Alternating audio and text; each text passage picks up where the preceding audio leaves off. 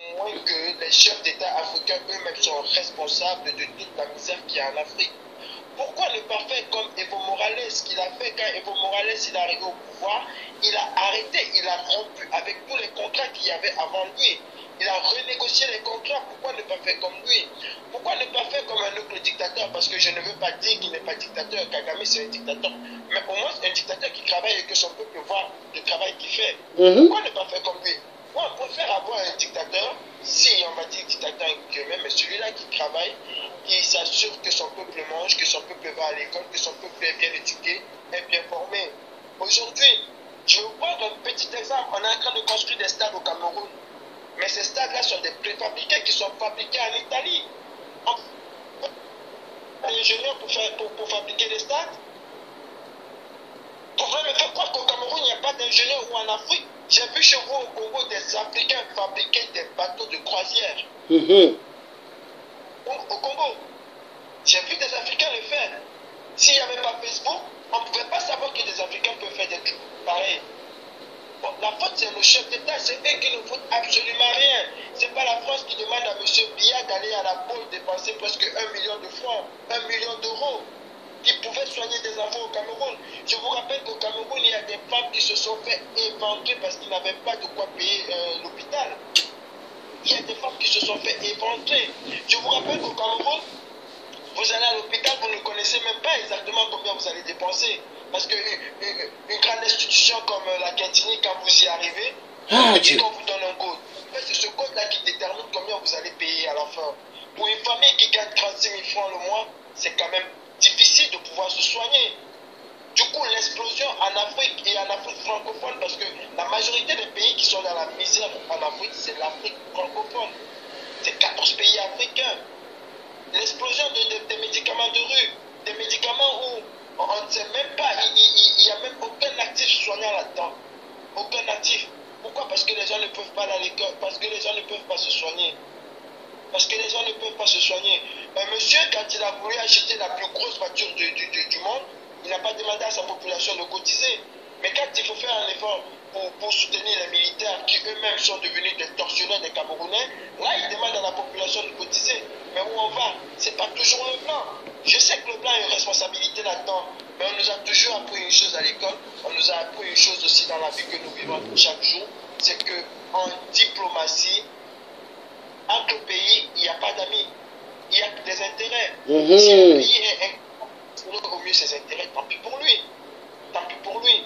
Et ces chefs d'État-là, moi, je crois qu'ils font le jeu de l'Occident parce qu'ils sont des personnes très mal élues.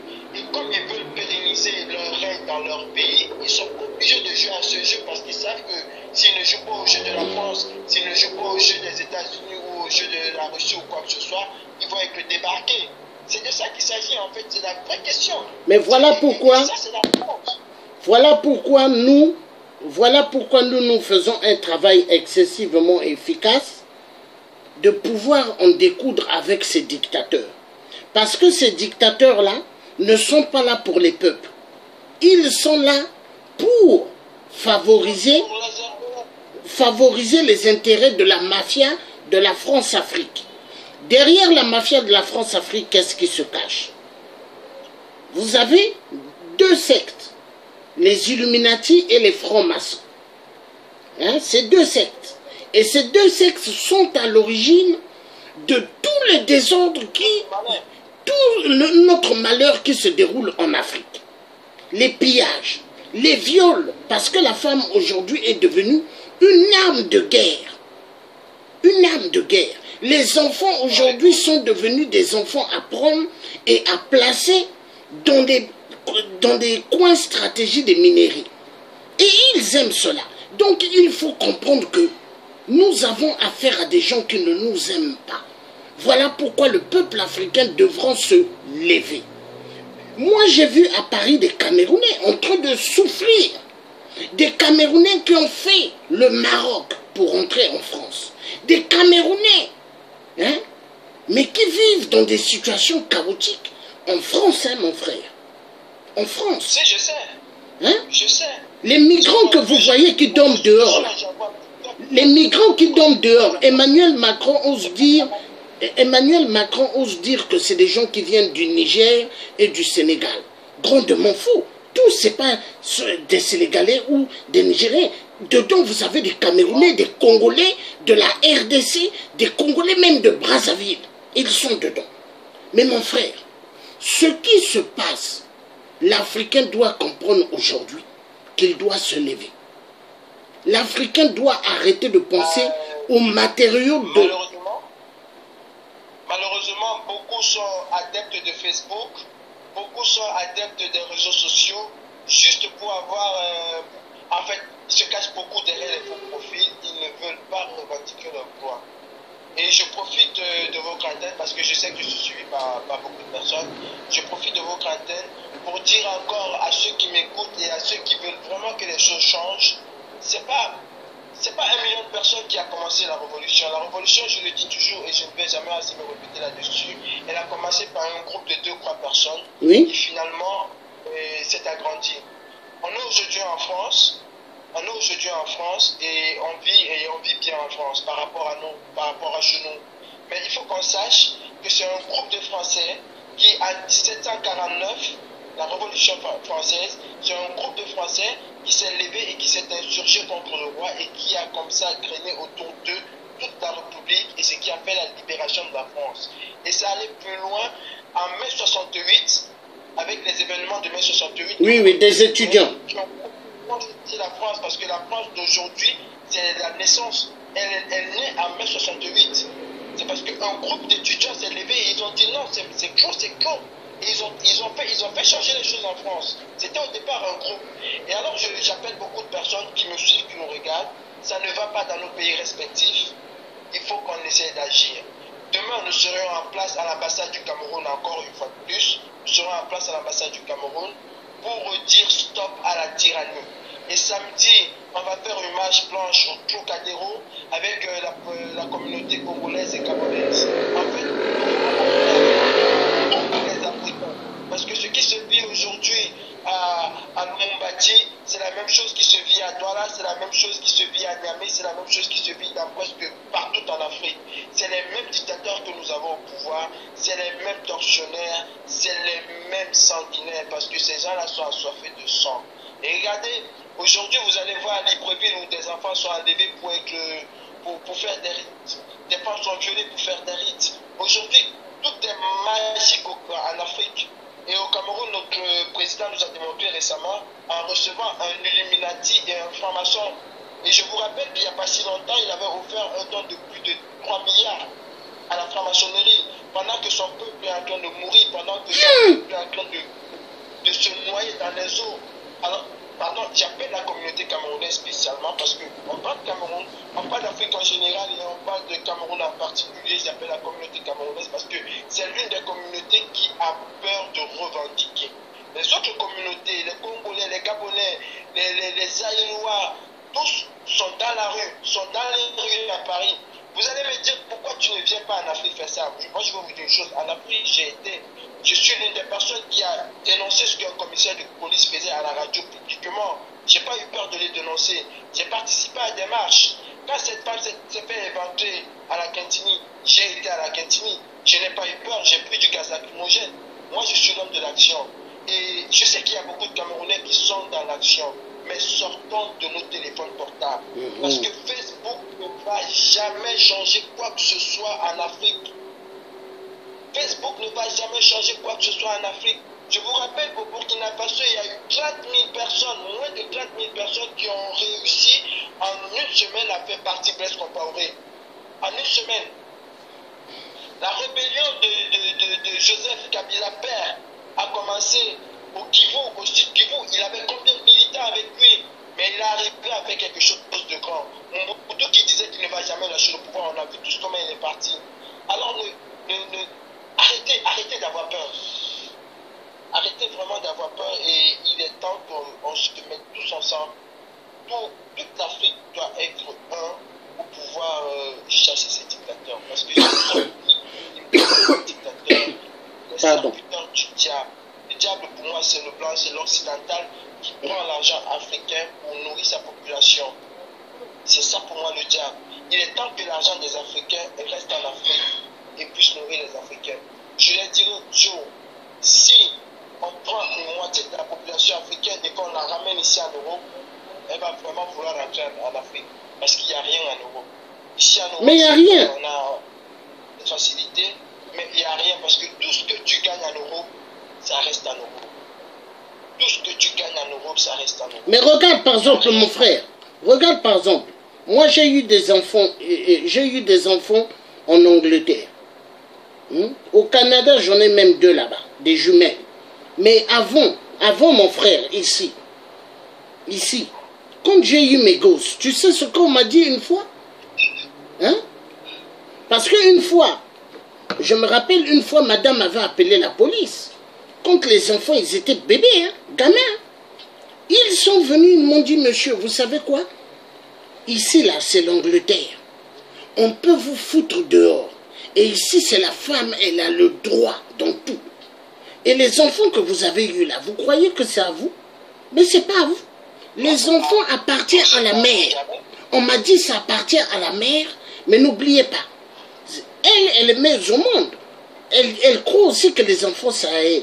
Mais en réalité, on va vous dire, les enfants là, ça n'appartient ni à votre femme, ni à vous. Ça appartient au système britannique. On me l'avait dit. Et c'est le même style, c'est les mêmes choses qui se passent en France. Parce que vous avez pas mal des Africains qui se disent, quand ils ont des enfants en France, ils se disent que c'est à eux. Mais en réalité, non. Non, c'est pas à eux, ils le savent très bien. Voilà. Les enfants en Afrique, quand tu as des enfants, c'est à toi. Mais ici en Europe, c'est pas à toi. Non, c'est pas tes enfants. Ah. Et ils le savent très bien.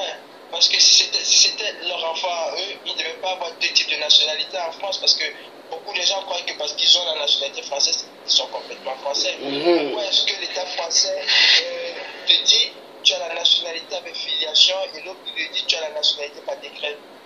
Pourquoi on fait cette différence? C'est bien pour te rappeler que du jour au lendemain, on peut faire de toi n'importe quoi. Il y a 2 types de nationalités en France, je suis désolé. Il y a une nationalité avec filiation qui veut dire que tu as des parents français, de père, de mère, et ainsi de suite. Il y a la nationalité par décret parce que toi tu es venu de l'autre côté. C'est une façon de... C'est fort, c'est fort. Ah oui, vas-y mon frère, c'est fort. Allô? Allô? Ah, il y a un problème dans le réseau. Allô? Bon, le frère, quand il pourra revenir, il va revenir. Donc voilà, le frère a dit tout ce qu'il fallait dire. Donc voilà, il y a un problème sérieux qui tue aussi l'Afrique. N'aime que les billets. Jésus n'aime pas les jetons. Mais Jésus n'aime pas les jetons. Alléluia.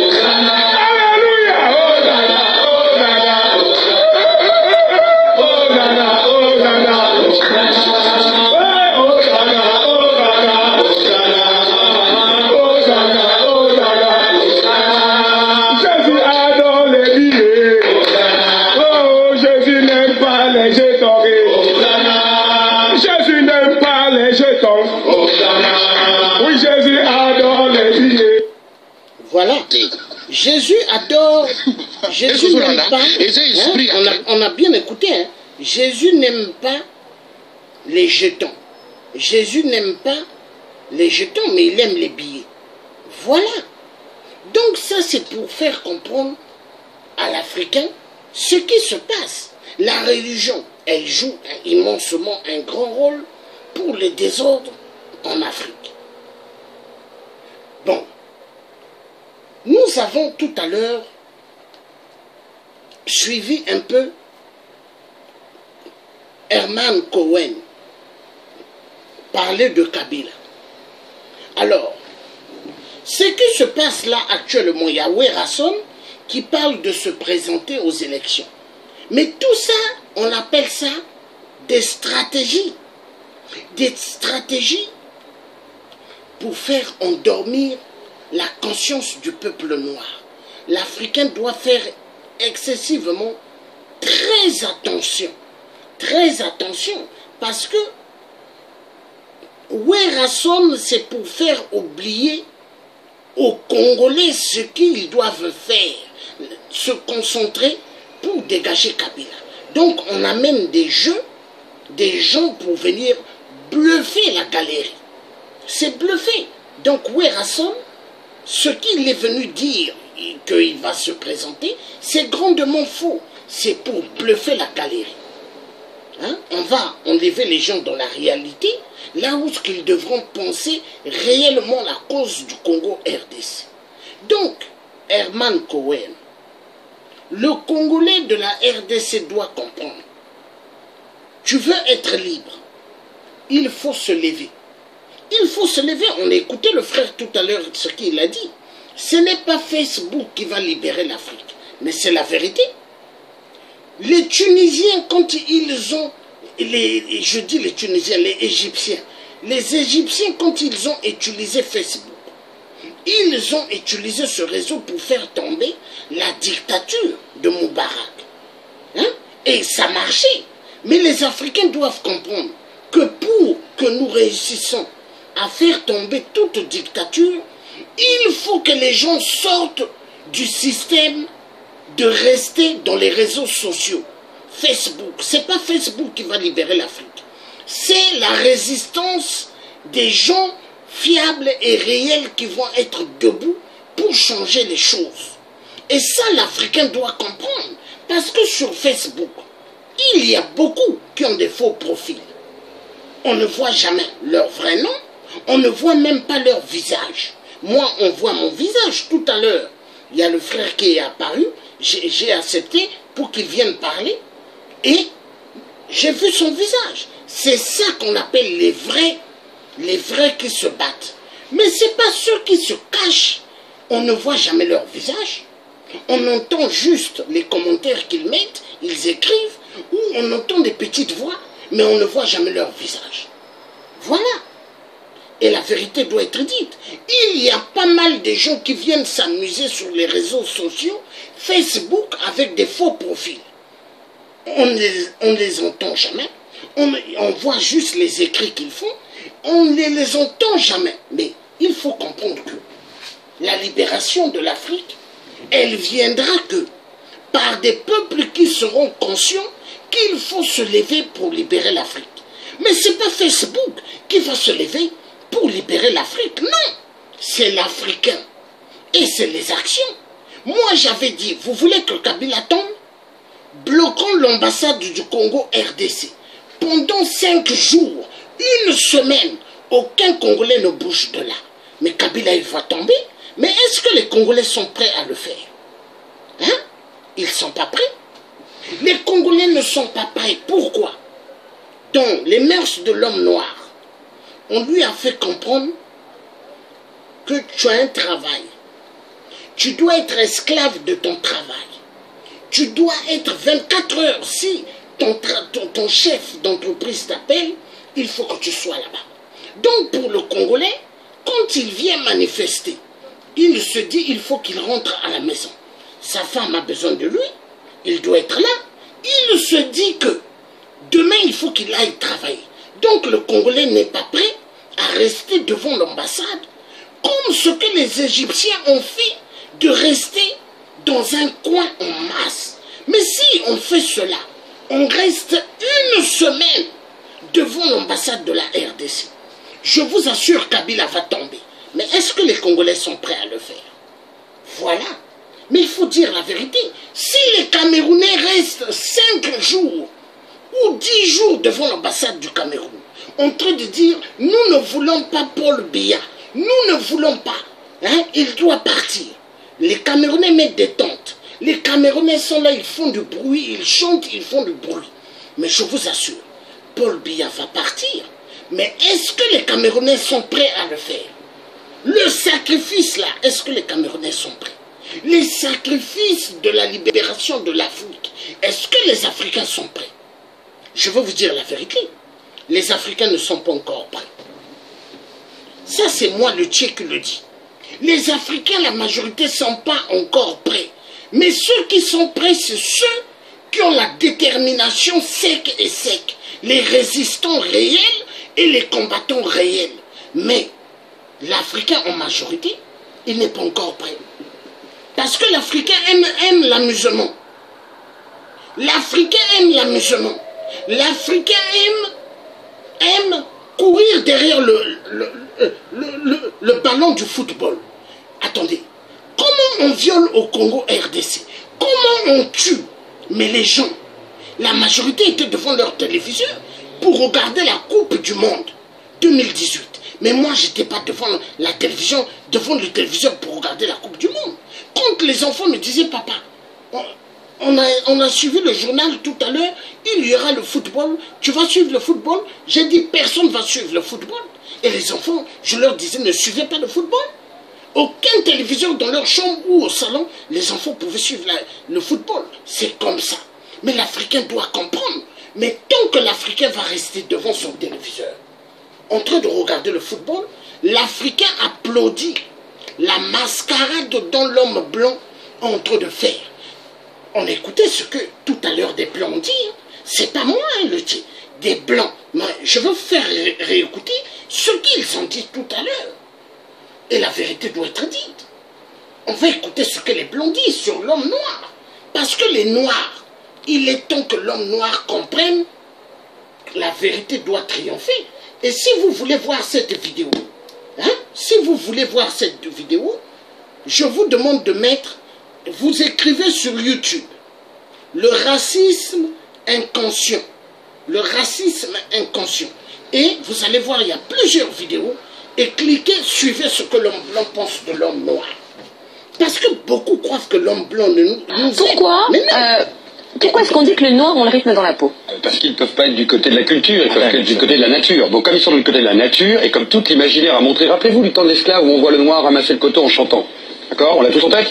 Tous les films américains à peu près l'ont programmé depuis l'origine du cinéma. C'est-à-dire que c'est une image qui s'associe à un peuple qui pense par son corps et non pas par sa tête. Et donc, puisqu'il pense par son corps, il est dans l'émotion. Et comme il est dans l'émotion, il ne... Voilà, il ne pense pas par sa tête, mais il pense par son corps.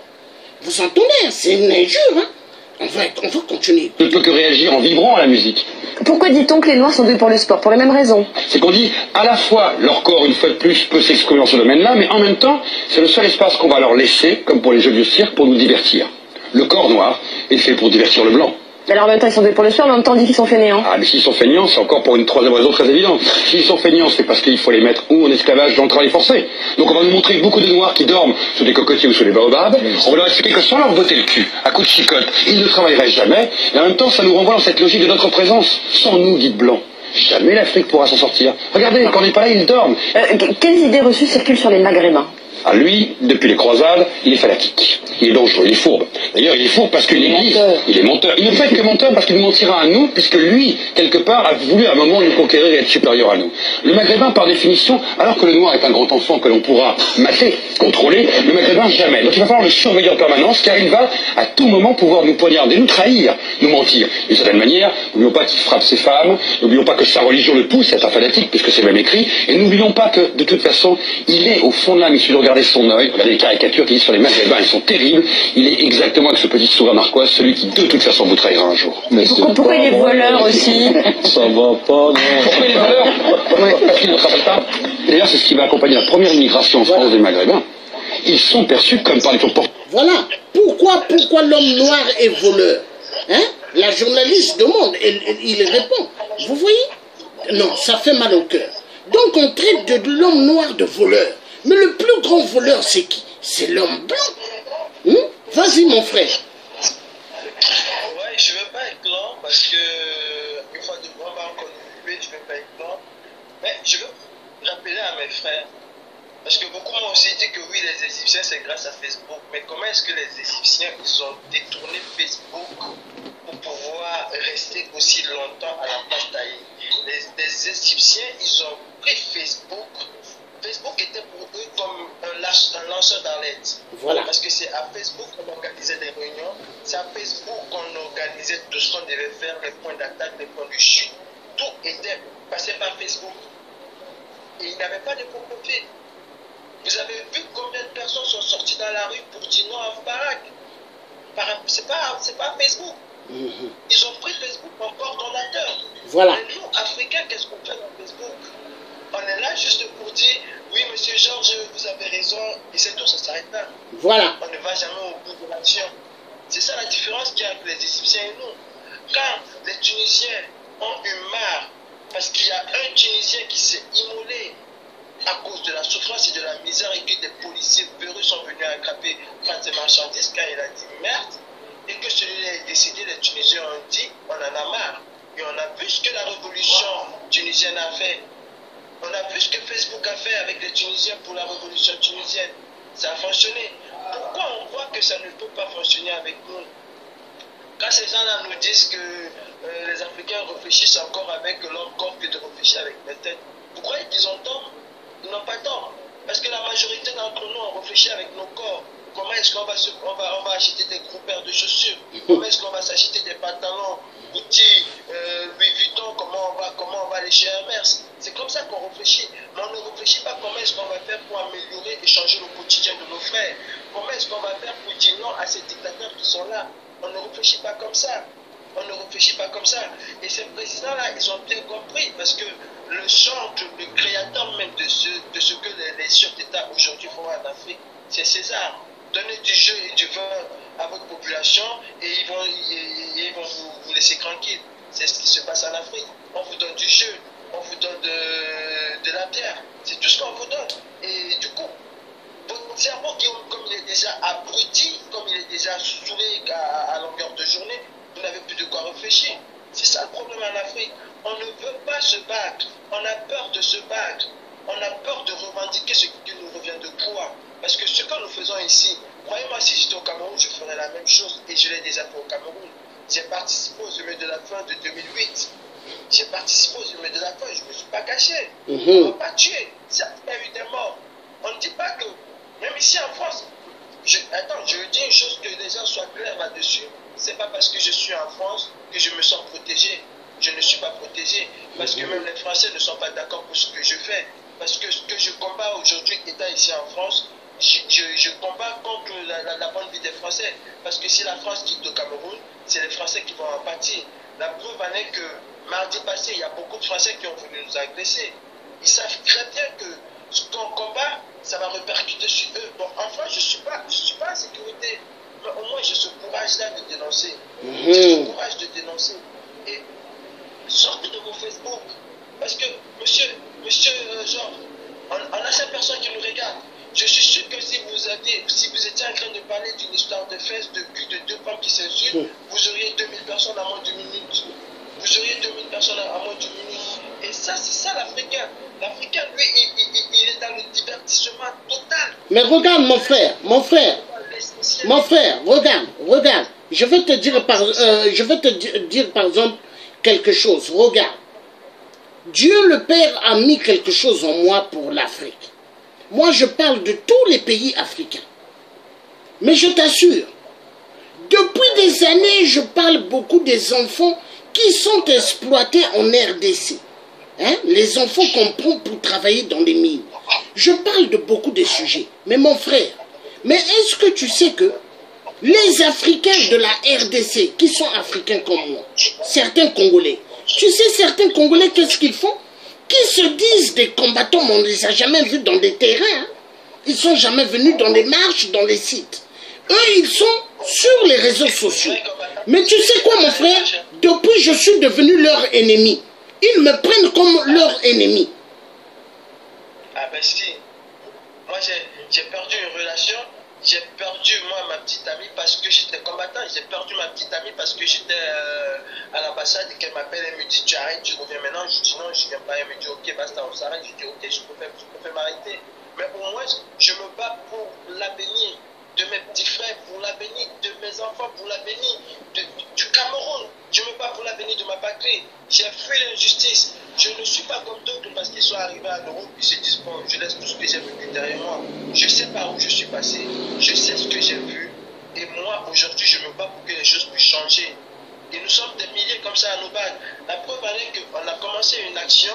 Et aujourd'hui, demain, vous allez avoir la même marche à Londres, vous allez avoir la même marche aux États-Unis, en Allemagne, dans presque 8 pays en Occident, on aura la même marche. C'est un goût d'eau, mais on espère que d'ici 2, 3, 4 fois, on va pouvoir avoir les gens. Et moi, je vais m'adresser à nos frères africains. Parce qu'aujourd'hui, je ne me bats pas seulement pour le Cameroun. Je vous dis que samedi, je serai au Trocadéro avec les Béninois, avec les Togolais, les Gabonais, les gens de la RDC et du Congo. Nous serons tous au Trocadéro. C'est pourquoi? C'est parce qu'il y a des dictateurs dans nos pays qui nous empêchent d'émerger. Et avec ces dictateurs-là, nous ne pourrons pas et nous ne pouvons pas avoir l'émergence avant 2220. Si on a les mêmes gens, si on a les mêmes personnes qui ont les mêmes mentalités, on ne peut pas avoir l'émergence avant 2220. Pendant ce temps, le reste du monde est en train de grandir. Vous voyez aujourd'hui les briques. L'Inde était où? Et aujourd'hui, quelle est la part de l'Inde dans le concert des nations? Est-ce que l'Inde dépasse un pays comme le Congo en matière de ressources? Non. L'Inde ne dépasse pas un pays comme le Congo en matière de ressources. Aujourd'hui, l'Inde est où? Le Brésil est où aujourd'hui? L'Indonésie est où aujourd'hui? Le Qatar est où? Le Qatar est parti de quoi pour devenir le Qatar aujourd'hui qu'on connaît? Le Qatar est parti de quoi? De rien. Il est parti de rien pour devenir une grande nation. Mais on ne peut pas avoir des dictateurs avec nous qui vont nous amener. Ce serait impossible et c'est impossible à faire. Regarde ce que l'Africain n'arrive pas à comprendre. Regarde. Tu vois? Tu regardes là, tu vas voir. Ah oui, ils sont très contents de voir des choses comme ça. Ils sont très contents de voir des choses comme ça. Je vous jure. Ça fait froid, ça fait mal. Ça fait mal de voir des images comme ça encore en Afrique au XXIe siècle. Mes frères, regardez ces images. Regardez ce que les enfants. Je vous rappelle un passage de la Bible qui dit: aide-toi, ciel t'aider, pour ceux qui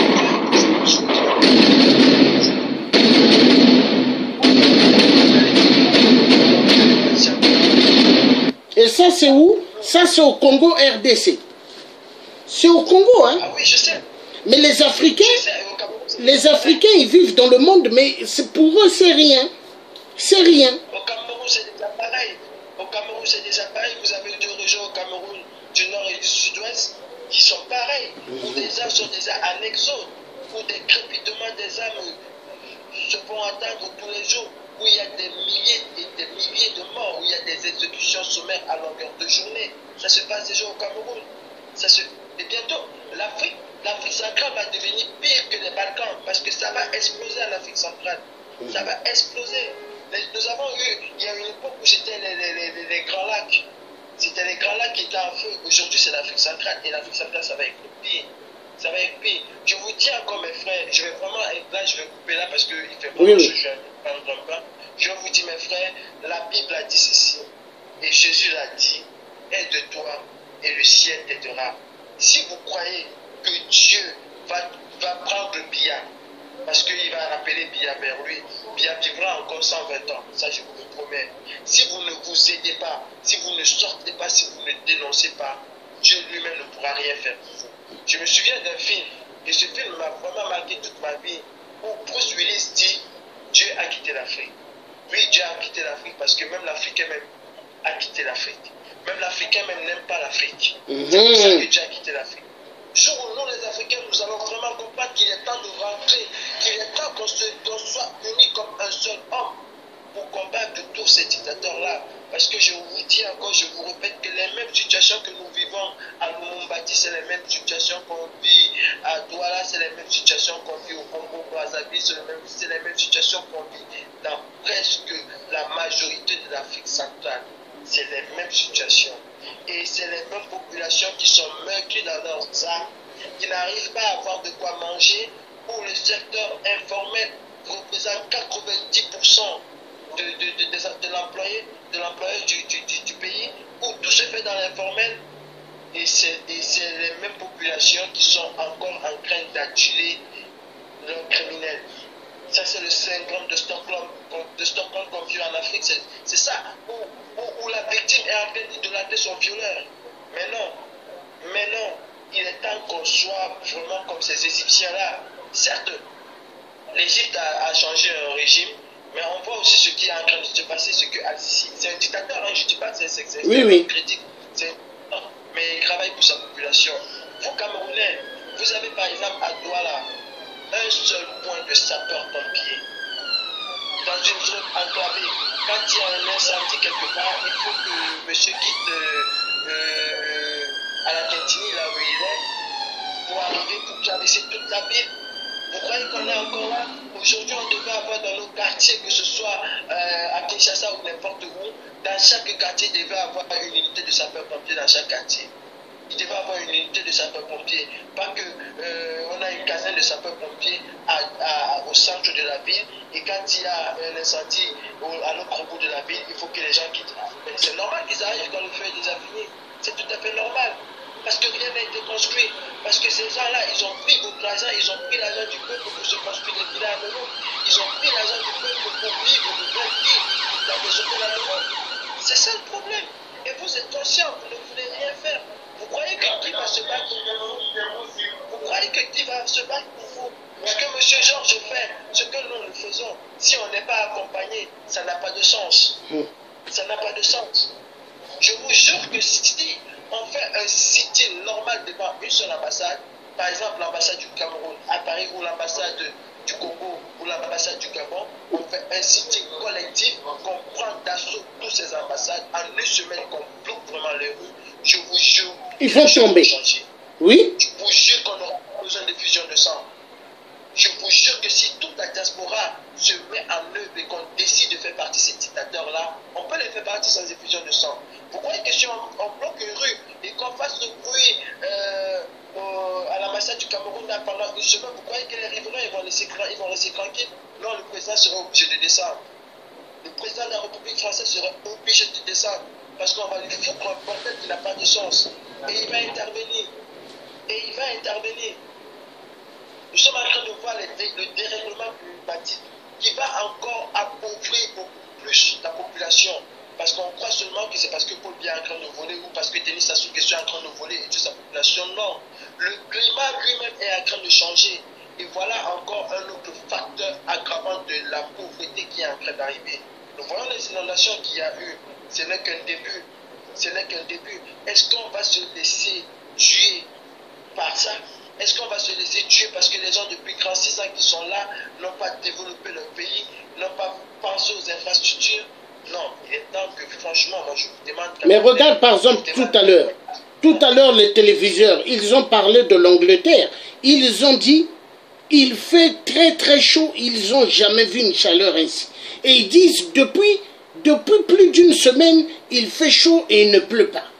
Il ne pleut pas. Même ici en France aujourd'hui, c'est la canicule totale. Ici en France aujourd'hui, c'est la canicule totale. Il est quelle heure? Il est 21h passé, mais il fait encore chaud comme si j'étais à 14h à Douala, comme s'il était 14h à Douala et que j'étais à Douala à 14h. Il fait chaud, on dirait que le soleil est encore à son zénith, mais pourtant il est 21h. Le dérèglement climatique est encore un autre facteur. Alors ne laissons pas ces deux facteurs-là se combiner. Le facteur des dictateurs qui nous ont pourri la vie et le facteur du climat, parce que si les deux facteurs viennent à s'unir, nous sommes morts. Nous sommes plus que morts. À l'Europe, eux, au moins, ils peuvent juguler cela. Parce qu'ils ont travaillé pour ça. Qu'est-ce qu'on a fait en Afrique? Est-ce qu'on a pensé à l'évacuation des eaux en Afrique? Non. On va vous dire que c'est parce que...